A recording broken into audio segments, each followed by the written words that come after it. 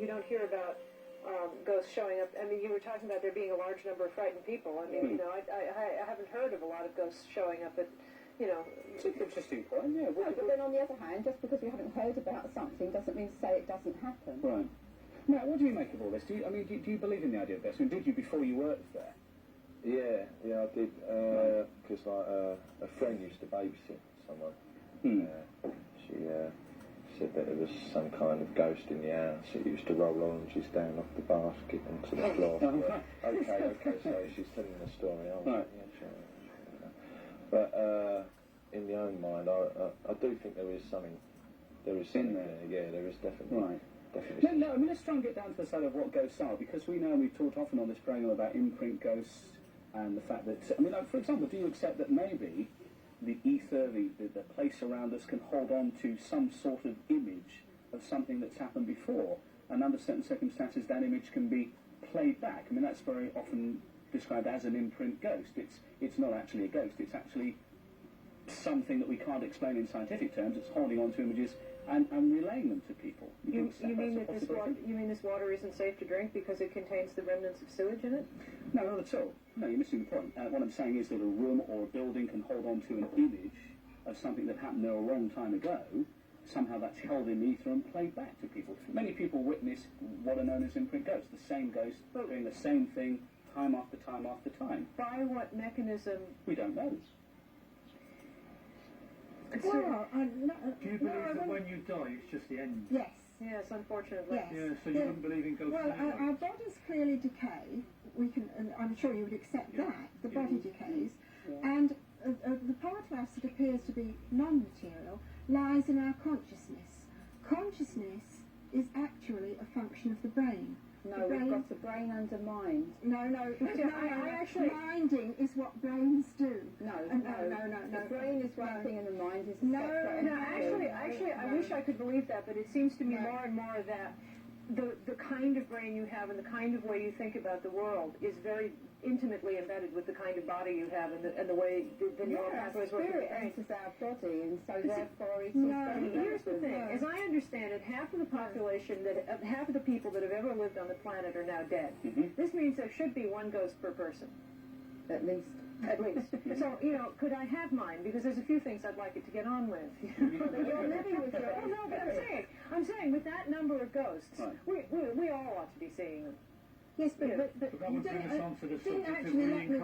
didn't actually let me finish. In that at least saying my opinion, obviously everyone doesn't share it, but consciousness is a function of the brain, and since the brain is a corporal organ, when the body dies, the brain dies, and its function ceases. Well, why then are scientists so very keen to find out the location of the mind? If it's actually in the brain, then surely that's very... But you are mixing up, you're using, in fact, very unscientific terminology, if I may say so in that way, because I'm using maybe metaphysical. The mind is not an organ in that sense, and it's rather confusing to say so. As I said so, it's better thought of as a verb. Minding is what a brain does. We don't know. Even the top people who are experts on brains still don't know what most of the brain is even there for. We're at the beginning of brain science, and it's a marvellous and exciting part of exploration. But because we don't know answers to certain things does not mean we have to believe, therefore, in magic or mystery or fantasy or fairy tales. We don't accept that it may be a possibility that what's going on here is that. The problem is that overwhelmingly we all want to believe that we don't end when we die and that the world is not going to go on without us and all of those things. We all want to believe that the people we loved who are dead are still there for us somehow. But what if you get and the problem in experimenting and all of those things is that we want to believe that so much that we have to allow for it when we experiment, when we investigate.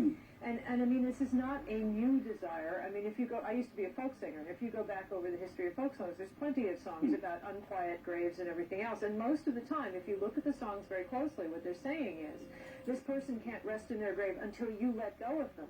And I think that's a psychological reality, but not a physical one. Hold on, I want to say that because I want to bring Matt back in here as well. I mean, Matt, having listened to what they're all saying here, what are your thoughts on this, about what happens? Once you're dead, is there life after death? Or is there somewhere where you go, or hell and heaven?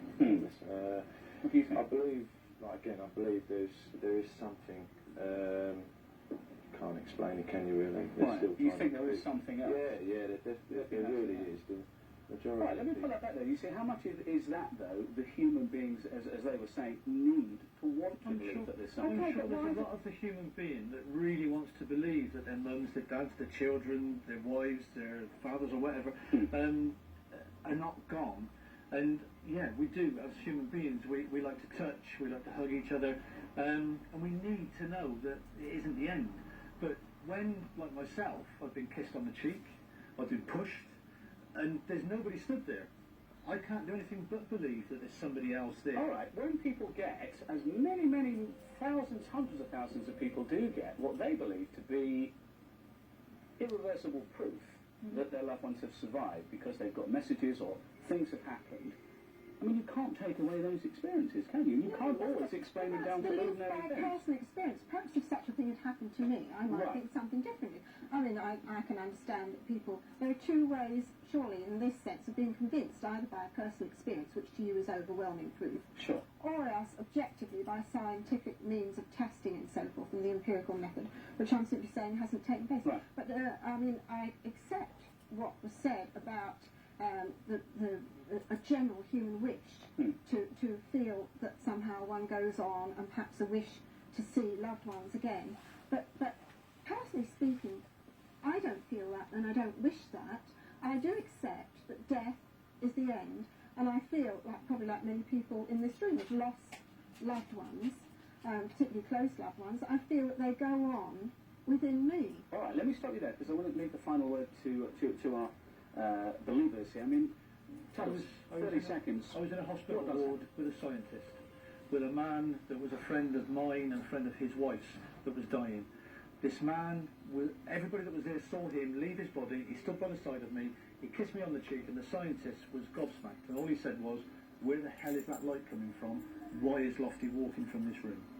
Now, he was a scientist, and it's changed his life. So maybe you both need to experience it firsthand to change your mind. And what I'd suggest is, even if you can't experience it as a personal experience, if you go to a spiritualist centre or meeting place where they have demonstrations of mediumship, you will actually receive that kind of evidence. All right, we're going to have to leave it there because we're out of time. Thank you to all our guests and to Matt as well. That's it for this news from the programme. Until the next time, remember, if it's weird, if it's paranormal, if it's supernatural, it's in the Y-Files. Goodbye.